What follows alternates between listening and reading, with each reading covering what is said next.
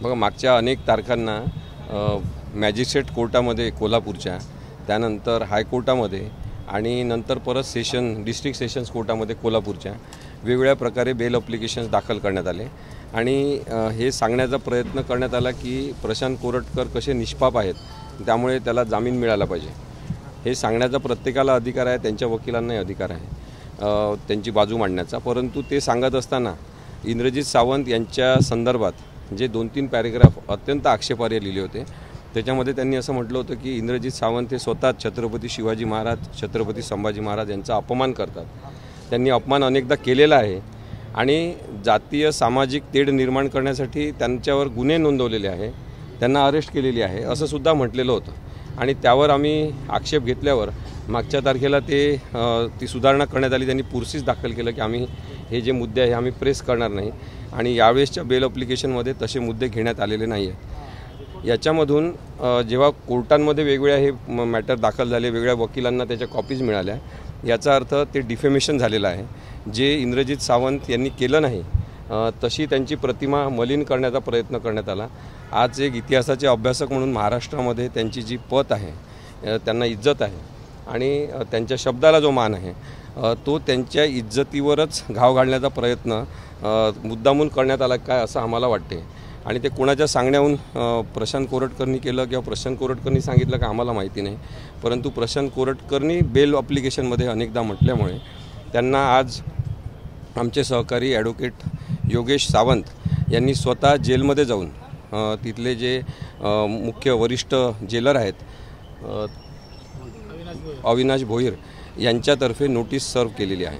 आणि त्या नोटीसमधून आम्ही कोणती नुकसान भरपाई मागितली नसली तरीसुद्धा जेव्हा आम्ही सिव्हिल किंवा क्रिमिनल दोन्ही प्रकारचे दावे आम्ही करू शकतो, नुकसान भरपाई मागू शकतो आणि ती नुकसान भरपाईची रक्कम महाराष्ट्रातल्या मराठा रेजिमेंटरीच्या कोणत्याही सैनिक, जो मृतक सैनिक आहे त्याच्या परिवाराला देण्यात येईल असं सुद्धा इंद्रजित सावंत यांनी सांगितलेलं आहे.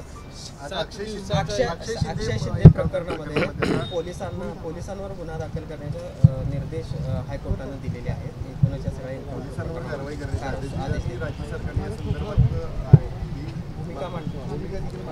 सातत्याने महाराष्ट्रामध्ये काय होतं आहे की कायद्याची बाजू घेणारे आणि बेकायदेशीरपणे वागणारे सामान्य नागरिक, बेकायदेशीरपणे वागणारे काही पोलीस अधिकारी आणि बेकायदेशीरपणे वागणारे काही राजकीय नेते यांचं सतत चेहरे आपल्या समोर येतात. मग आता जर अक्षय शिंदेच्या संदर्भात संबंधित पोलिसांवर कारवाई करण्याचे आदेश झालेले असतील तर पोलीस हे एक साधे त्याला आपण काय म्हणतो सॉफ्ट टार्गेट आहेत. पोलिसांवर कोणी दबाव आणून अक्षय शिंदेचा एन्काउंटर करायला लावला याची माहिती घ्यावी लागेल आणि त्याचा थेट संदर्भ हा बदलापूरच्या भिंतींवर, ठाणे जिल्ह्यातल्या भिंतींवर लिहिला होता की अब बदला पुरा हुआ असं म्हणून ज्या राजकीय नेत्यांचे चित्र, फोटो लावण्यात आले होते त्या नेत्यांवर सुद्धा, ते कोणत्याही मोठ्या पदावर असतील सुद्धा, त्यांनी बेकायदेशीर वर्तन केलेलं असल्यामुळे त्यांनासुद्धा या कायद्याच्या कचाट्यात घेण्याची आवश्यकता आहे असं माझं स्पष्ट मत तेव्हापासून आहे.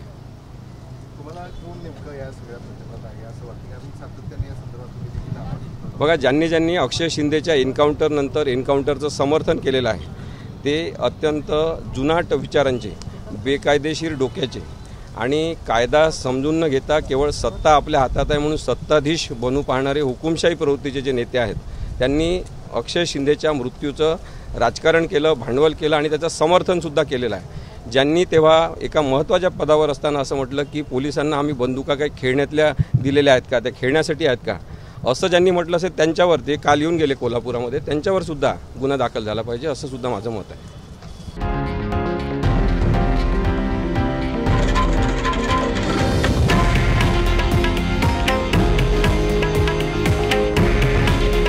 हे आहे देशातील नंबर 1 न्यूज नेटवर्क आणि आपण पाहत आहात TV9 मराठी.